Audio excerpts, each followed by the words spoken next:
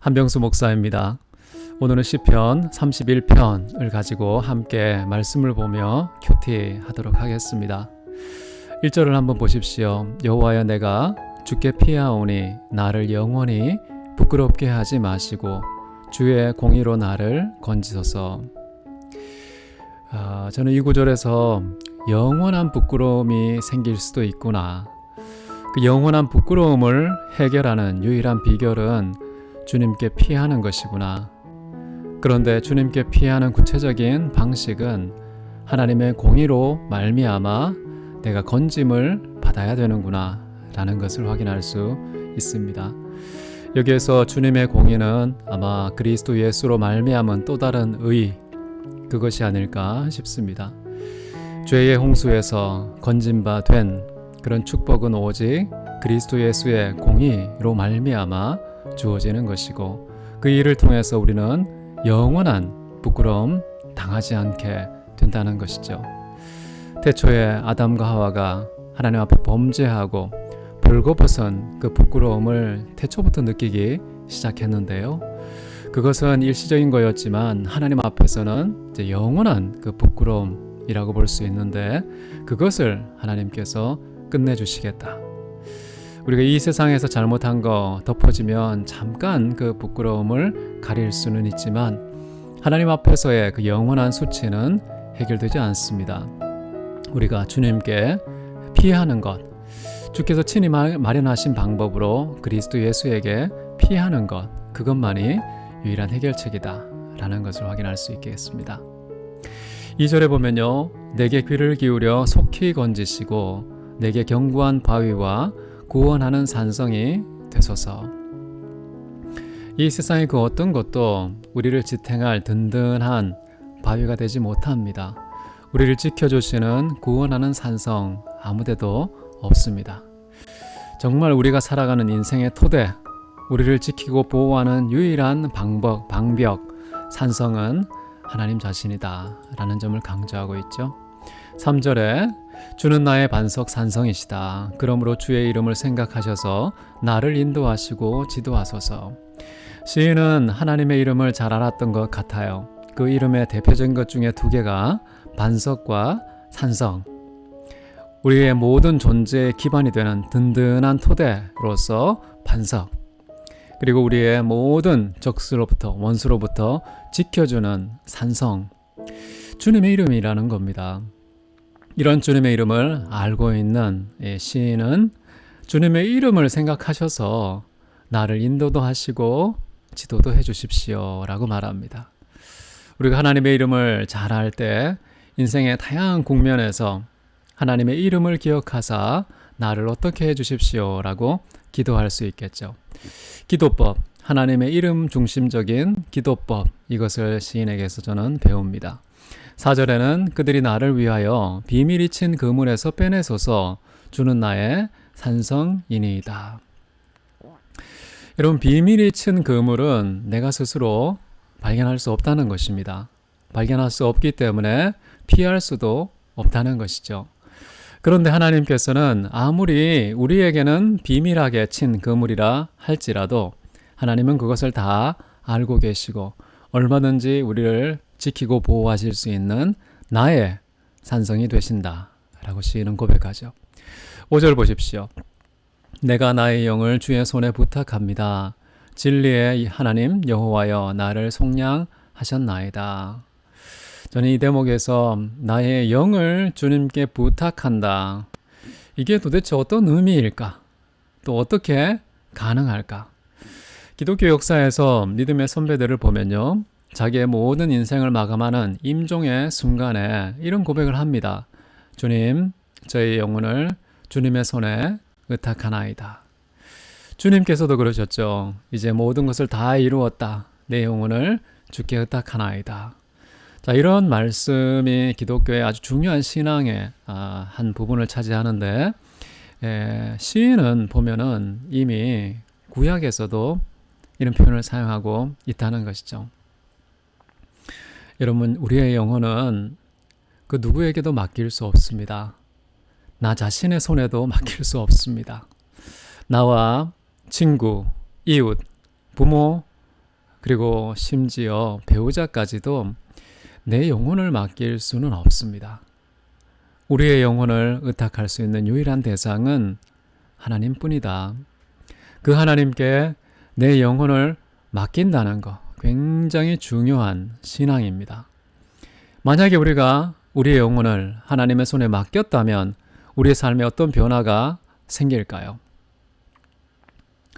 몸은 죽여도 영혼은 어찌하지 못하는 이 세상의 그 어떤 위협과 대적과 원수들도 두려워하지 않게 하는 그런 변화가 일어납니다.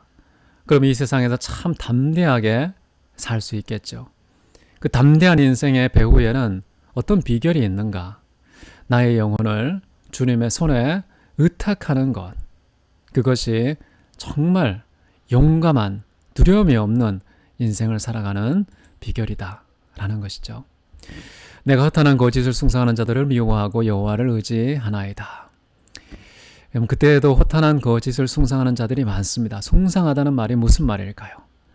가짜뉴스, 거짓, 그 허탄한 것을 신뢰의 대상으로, 삶의 반석으로, 인생의 산성으로 삼는 어리석은 사람들이 그 시인의 시대에도 있었다는 것이죠.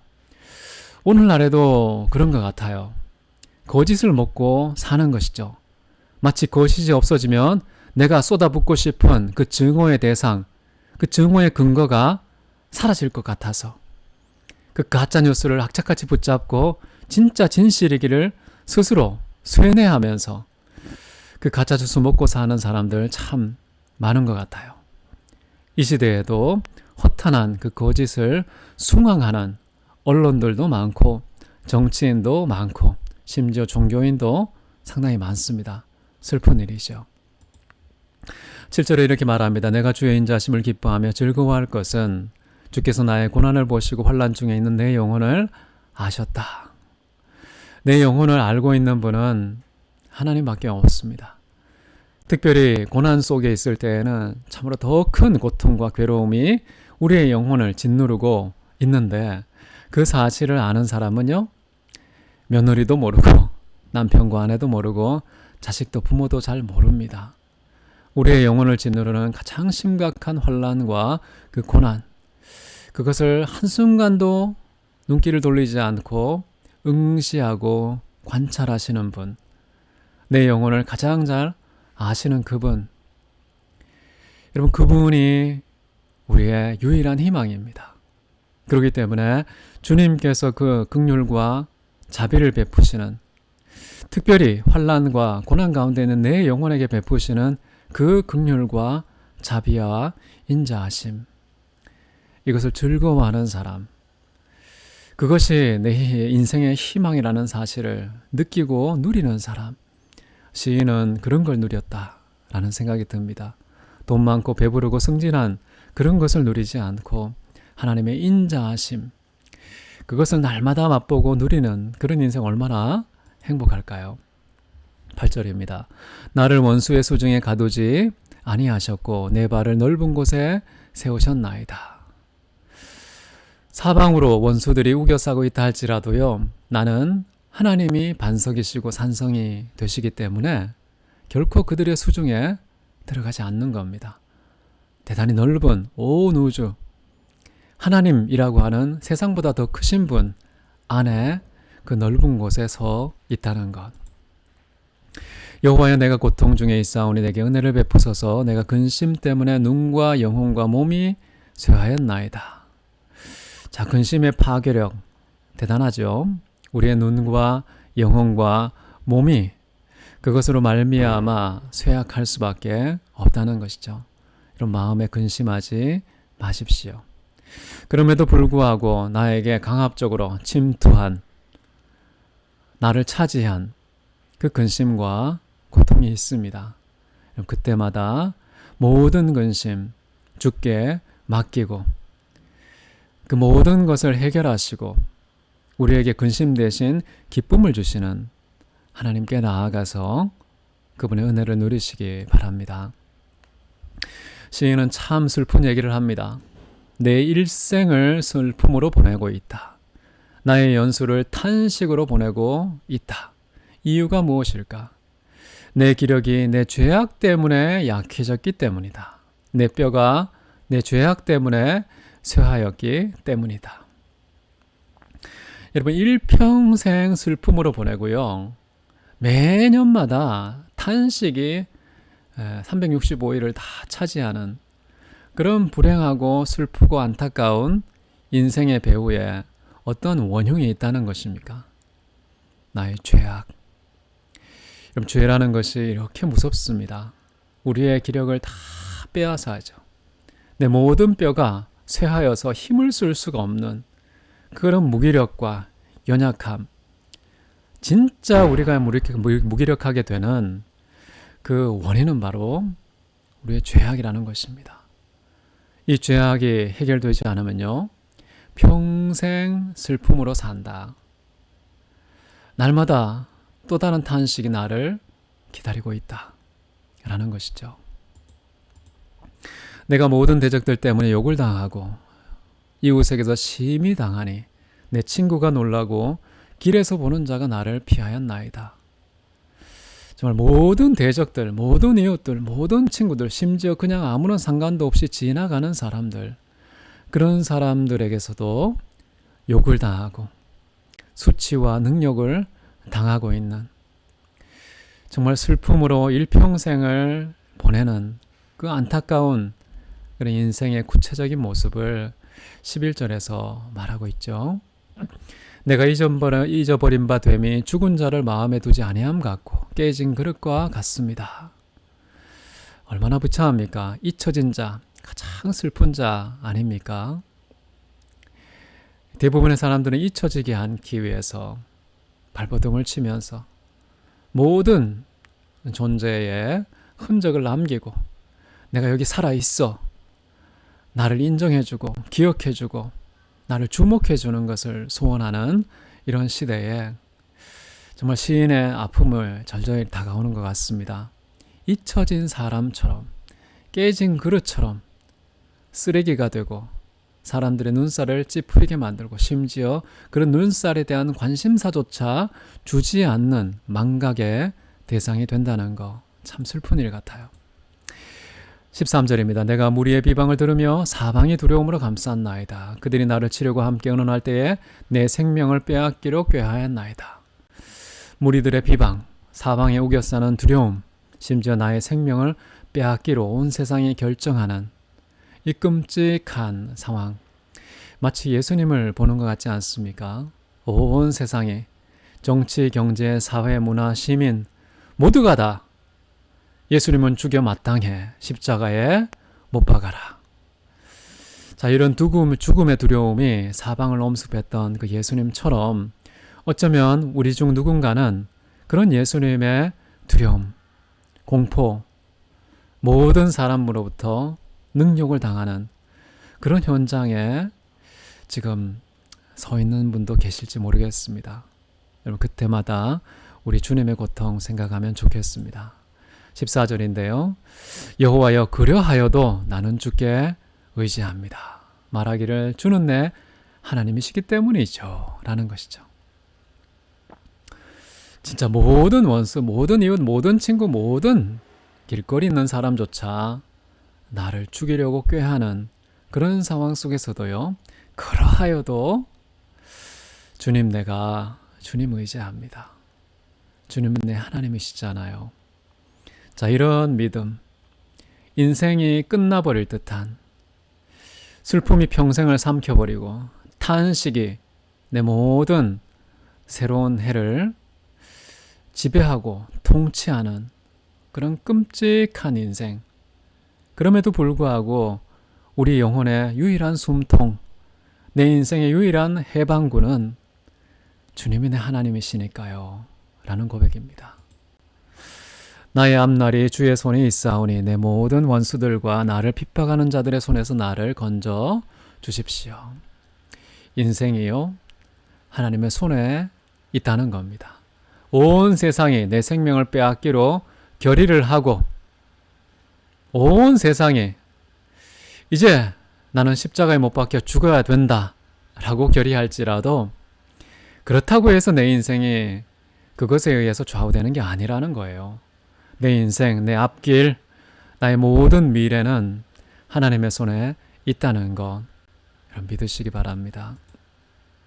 주의 얼굴을 주의 종에게 비추시고 주의 사랑하심으로 나를 구원하소서.